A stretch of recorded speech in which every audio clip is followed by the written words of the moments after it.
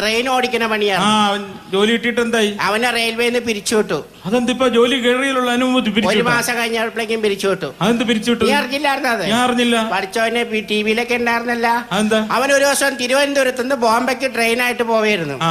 എറണാകുളത്ത് എത്തിയപ്പോ ഇവനെ ഓടിക്കുന്ന വണ്ടിയുടെ മുമ്പിൽ ഒരു ബലാല് ട്രെയിനിന് തല വെക്കാൻ വേണ്ടി പാളത്തുമ്പോ ബലങ്ങനെ കിടക്കണം. അയ്യോ, എന്നിട്ട് ഇത് കണ്ട വയ്യ വണ്ടി പാളം തെറ്റിച്ചു. പാളം തെറ്റിച്ചു? അതെന്തിനാ അവൻ പാളം തെറ്റിച്ചത്? അവന്റെ നെഞ്ചത്തൂടെ കയറ്റി ഇറക്കണ്ടേ?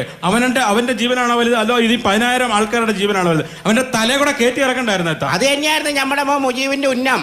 പക്ഷെ വണ്ടി ഇങ്ങനെ അടുത്തെത്തിപ്പാ ഇവനെ എഴുന്നേറ്റ് ഓടിക്കളഞ്ഞു. പക്ഷെ നമ്മുടെ മോൻ വിടോ, അവൻ വണ്ടിയായിട്ട് പുറകെ പോയി. ഇവനൊരു പാടം ചാടി ഓടി, ഇവൻ പുറകെ തീവണ്ടിയായിട്ട്. അവസാനം ഒരു പാടത്തിന്റെ കയ്യാലപ്പറമ്പിലിട്ട് അവന്റെ നെഞ്ചത്തെ കൂടെ കയറ്റി. പിന്നെ തൃശ്ശൂർ ഓടുന്ന പാളത്തുമ്പോ കയറ്റി നേരെ ബോംബെക്ക് പോയി. ഇപ്പൊ അവൻ ഭ്രാന്താശുപത്രിയിലുണ്ട്, കാണണോ?